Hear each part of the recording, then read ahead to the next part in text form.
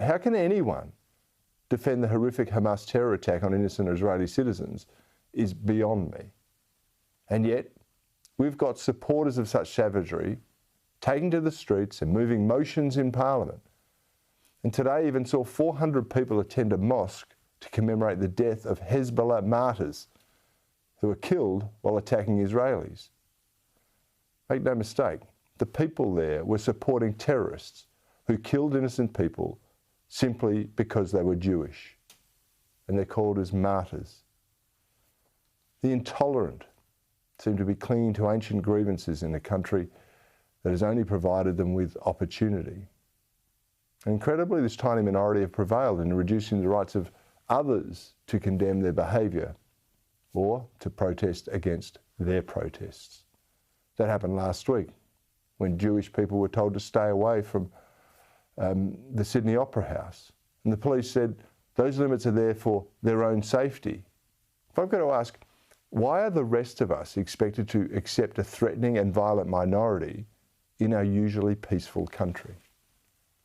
I say usually peaceful because getting along has actually been the norm here. But I hasten to say there are more signs of that peace eroding. Drugs and substance abuse are causing behavioural problems that the rest of us are expected to just put up with. You just have to walk through the cities and you'll see that. And when the worst happens, excuses are often made for the offenders, while politicians, their result is to offer up safe spaces for these people to take illegal drugs. I mean, our politicians won't even step up to save children in some communities from appalling physical, sexual and emotional abuse. This week, they rejected a proposal for a Royal Commission into child sexual abuse in Aboriginal communities. Now, even though anyone who wants to knows just how bad the problem is, most of our pollies do not want it detailed under the sanitising light of a Royal Commission. My suspicion is that they're afraid of how it would expose how decades of denial and failure by black and white leadership have destroyed countless lives.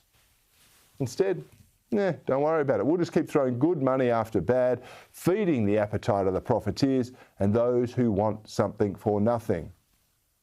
And I can hear some of you at home saying, oh, this is why we needed The Voice. Well, my answer to that is you're conveniently ignoring the who and the where that these horrific crimes mostly take place. And in saying that, I certainly can say they aren't just in Aboriginal communities, but that is where the dysfunction of many Aboriginal lives actually takes root. Across the country, we've now got successive generations of non-workers. I like to still refer to them as dole bludgers. People who can work, but instead choose to live off those who do. There's an estimated 5 million people in this country who receive income support, and yet we're told we need to bring in hundreds of thousands of unskilled migrants every single year to fill even the most basic jobs. Now, of those 5 million on income support, just over half receive the age pension. More than 800,000 receive unemployment benefits, 769,000 are on disability support pension, around 600,000 are on carer or parenting payments, and a further 179,000 receive student payments.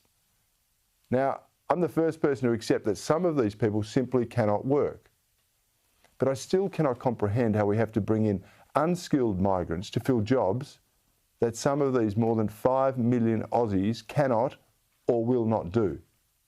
Again, some of this is a mechanical problem.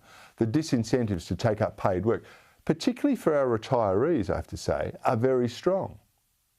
Now, I also acknowledge that some small steps have been taken by the government to address this, but much more needs to be done in this regard. But those changes will not stop the cultural problem of the many who expect to live off the government payments for doing nothing. How do we get to a point where so many think that's their right? Instead of a society where people are proud to be independent of government, we've now got a world where there's pride in getting something for nothing, whether they need it or not. I don't know how we'll ever redress that sense of entitlement because the political cost will be too great for those who try to make the change. Doesn't matter, the country might go broke. As long as the politicians can keep their jobs, the rivers of welfare will continue to flow. Tonight I've just touched on a few of the cultural problems that are already at play. We've got plenty of economic problems to worry about too. But I say again, it's easy to fix the mechanics or the economics of what ails a society. It just takes prudent policies and a bit of a political spine to fix that balance sheet. Unfortunately, repairing a cultural balance sheet is nigh impossible without serious pain and a serious reckoning by the politicians and the populace alike.